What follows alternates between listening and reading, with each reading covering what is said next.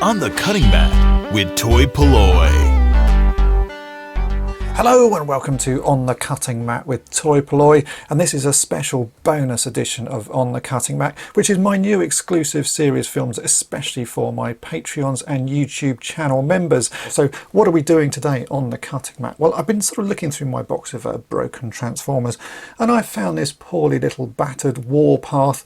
This was very kindly given to me by Nick a fair while ago, and I've been sort of wondering what to do with it. Someone at some point has chewed the end of the barrel off. There's a little bit of damage there to his arm, and he's a little bit sort of loose and floppy. So today I thought we'd do a sort of fairly quick simple fix on him and try and repair the barrel that is missing on here. What we're going to have to do is actually sort of chop off the bits that's been chewed, and I reckon just a piece of Lego will be a good solution for it. I've actually been looking through my sort of Lego pot, and I found this piece which already looks quite like a barrel of a gun. In fact, this would work very well if you were missing the whole of the barrel of this Warpath. You could easily chop that off and sort of put this Lego piece in. But on this Warpath you can see it's just the end bit that's damaged. It should look like that, but currently it looks like that. So we're going to chop that off, and I'm going to use my old favourite of a Lego antenna, and we're going to make a new barrel for this Warpath. Right, so this is an unbroken Warpath, and you see that's what the barrel looks like. This one is a little bit chewed, so what we're going to do is cut off that chewed part, and then I'm going to fashion a new barrel out of this Lego antenna. The original barrel appears to have a slightly sort of flat end to it. I think we might modify that slightly. I'm going to try and drill a hole neatly in the end of this so it actually looks like there is a proper barrel there. But the first thing we need to do is start to take this apart. I don't think I need to take the whole of this toy apart. We can probably just do it in stages. As you can see, his legs are a bit floppy, so we need to add some sort of PTFE tape or something on that joint there. And then we need to remove the head just so that we can work on that separately. And to remove Warpath's head, it appears there is just one screw on the inside there. So I'll get a Phillips screwdriver and see if we can just remove the head. Just makes it easier to work on if everything is separate. So let's just take that off. Oh yeah, there we go. So we've got a little bit of plastic that sits underneath. I didn't check which way round that should go. All right, the angled corners go to the front, so I'll put that in my pot there, and we can tip the screw out. And now we've got the head part of Warpath. So let's get chopping. I think I'll just chop the end of that off with a pair of plastic nippers. Then I'm going to start shaping a piece of the antenna.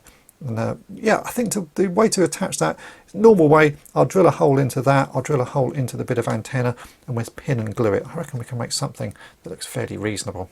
So the first thing to do is actually trim up the remains of this barrel. I'm just going to use a pair of plastic nippers to carefully cut that off. And then I've got some very fine sandpaper here. This is 1000 grit sandpaper. I'll just give that a little rub. Normally with plastic nippers you can get a very neat cut, so you probably don't need to do too much to it. I think that's pretty good. And now I can start drilling holes. I'm going to be using a bit of paperclip to attach this. So this is just the remains of a tiny bit of paperclip. So I need to drill a very small hole into here. I probably could use a bit of a Lego whip antenna, but Lego whip antennas are about 2 millimeters in diameter, so it would have to be a fairly big hole, and this piece of plastic doesn't look much more than about 3 millimeters, so I think just a bit of a paperclip will work. I've also chopped off a tiny bit of a Lego aerial there. You can see if I line that up, that's going to work reasonably well actually. It's a slightly thinner diameter, which is what you want, so it sort of tapers down. So yeah, let's drill some holes and we'll see if we can attach that. Then we'll tidy up the end of this and get it to the right sort of length.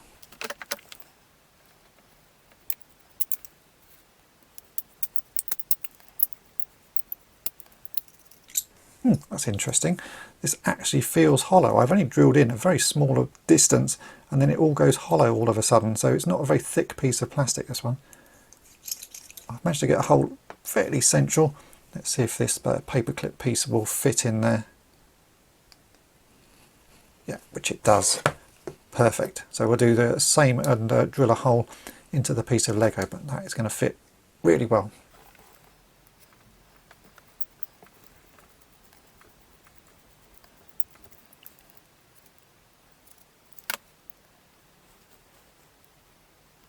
Yeah, that doesn't look too bad. It's a bit oversized at the moment, but that's going to work very well. So how long does this gun barrel need to be before I glue it in place? We'll do a little bit more trimming. I'm just going to hold this onto here and do it by eye. I think I probably should measure it really just to make it very accurate. Let me grab my ruler so we can see here from the end it's about 7mm. So on here, yeah, about 7mm, that's not too bad. So I'll just take that off and we can again trim this up just using the plastic nippers. I'll trim it slightly long so that I've got some space to just sort of sand it down a bit, but I reckon about there's perfect. Like that. Yeah, that looks good. But I'll just give that a little sand and a little tidy up.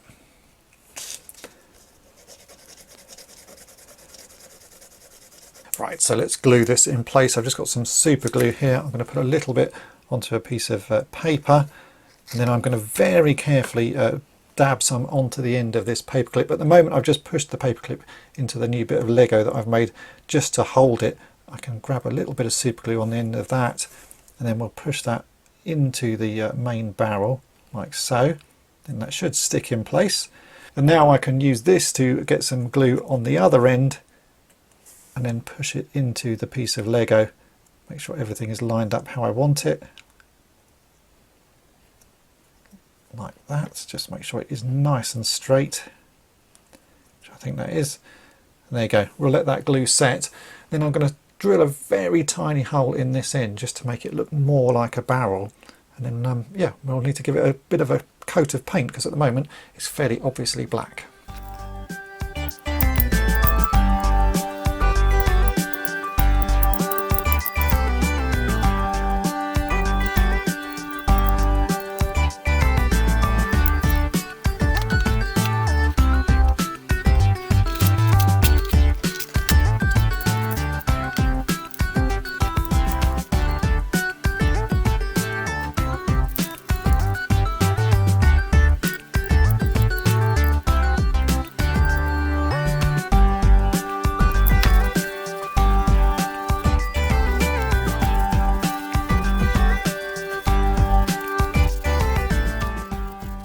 Now we come on to the painting, and I don't have a red that is this sort of burgundy colour, so I've had to mix something, and I've got this red which is called Bloody Red, which is a game colour 72.010, and I've mixed in a tiny amount of this Vallejo model colour which is called Violet, which is 70.960, and that's actually given me a pretty good sort of burgundy mix. Both of the Warpaths I have are slightly different colours. The one I'm fixing, I'm going to say, has got yellowed a little bit, so it's a little bit more of a sort of browny burgundy, which is why I did actually get some brown out just in case, but it turns out that just the red and the violet actually work.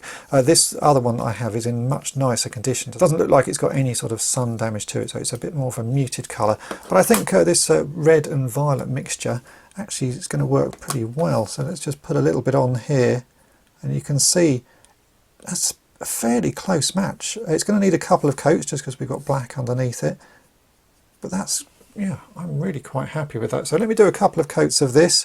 We'll let it dry. I'm going to give it then a top coat, which I think will have to be a gloss top coat because you can see how shiny this plastic is, just to try and make this paint match the original sort of finish. The paint I'm using will have a matte finish, so we have to put this gloss coat on just to make it look the same. But I think that's going to work, yeah, should work really well.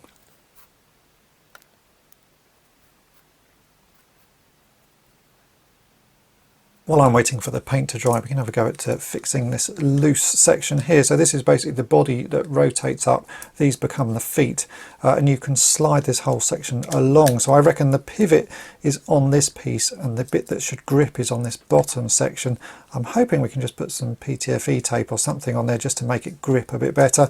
To get in, we're just going to have to undo these two screws at the bottom, and I think the bottom of this should then just come apart. I haven't taken one of these figures apart before, so this is all new to me, and that's why it's always interesting. Cut the screws there. Oh yeah, there we go, that's taken that piece off. Yeah, so this piece slides along this section. So PTFE tape's not really going to be an option, as there's just not enough space in there to fit it. I wonder what else we can do. I might have to have a little think about that, because this piece, it rotates along and then comes up like that. It's supposed to sort of lock in place, so maybe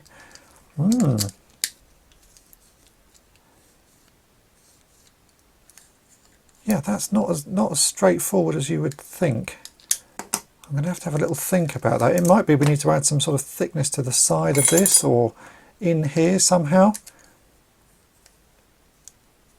Yeah, that's not as straightforward as you would imagine. Maybe even a bit of super glue. I don't like adding super glue to toys to sort of do friction stuff like this, but it might be that's the only option on this one, just because there's not a lot else that we can do. Let me have a little ponder. Okay, well, I've managed to do something. I've done it off camera just because I was sort of messing around trying to work out what to do. And essentially what I've done is added little bits of sellotape on either side of this part. So this is the arms section of Warpath. And I put 3 layers of sellotape on either side. So I basically layered up some sellotape and then cut very small bits of it off. I've then stuck those just in there. And that seems to be just enough to give it that little extra bit of friction. So if we put this piece in here now, put this back together, all sort of clips back together. Now when you lift up the body, it's sort of got some friction to it, so it wants to stay upright. I think by the time I put the screws in, that will be enough to hold this in place. Not an ideal fix. It's a really awkwardly designed sort of toy. There's just no space in there to put any PTFE tape. If you did, it would be visible. I could have put just a couple of drops of super glue on there as well, but I just don't really like doing that. I'd rather a non-permanent repair in case I want to come back to this in future and take it apart again. So a bit of sellotape just seems to be enough to give that some friction. So let's put this back together. I've then got to put the gloss coat on the end of the barrel, and we'll put this figure all back together, and he should look good for display.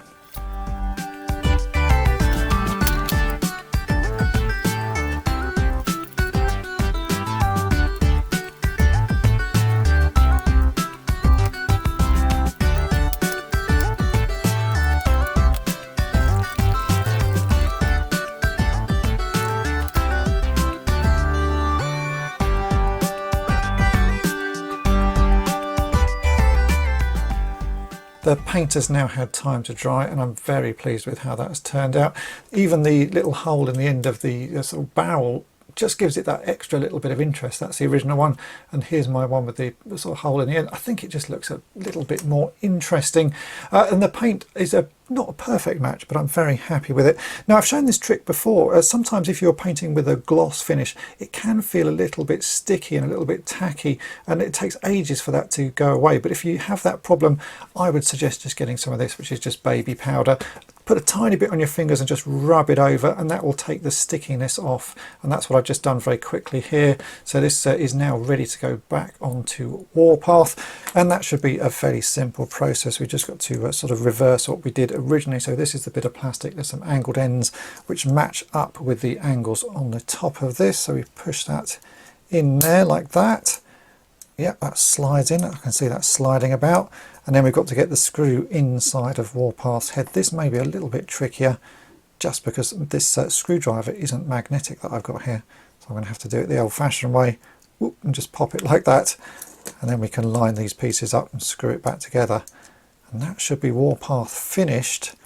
And hopefully everything will work. He'll all be standing up nice and straight again. The legs shouldn't be loose. And we've got a replacement gun. Yeah, that seems to work. Just check that is tightened up fully, which it is. So you can now push that there. So there we go. We've got Warpath with the tank gun replaced. Let's quickly transform him. So he transforms like that. We pull the arms out. His head rotates back a bit. That folds up. And there we go. He's in robot mode. And he doesn't want to fall over. So yeah, everything there is fixed up. And so that is it for this video. It's been a really fun little project. I like doing things like this. Often when I'm not filming, I'll just sit down and find a broken toy that I've got in my collection and just spend an hour just working on it and trying to get it looking as good as I possibly can. And this figure has a sort of special place in my heart because I remember actually finding Warpath at a car boot sale when I was a kid, and I didn't have many Transformers, so finding any new Transformer was a joy, and he was a great one to play with. He's not the most amazing of Transformers, but when you don't have many of these figures, figures, any new figure added to your collection is a sort of an extra bonus. So although this isn't my original childhood one, I don't know where that went, just spending some time fixing it up and repairing it has been a pleasant afternoon for me. So it's something I've really enjoyed doing. And I want to say a massive thank you again for your ongoing support. The support of my Patreons and YouTube channel members really does help me make more and better videos. So thanks again, and thanks for watching. Thanks for watching toy-polloi. Subscribe for more great videos. You can also follow toy-polloi on Twitter, Facebook, and Instagram.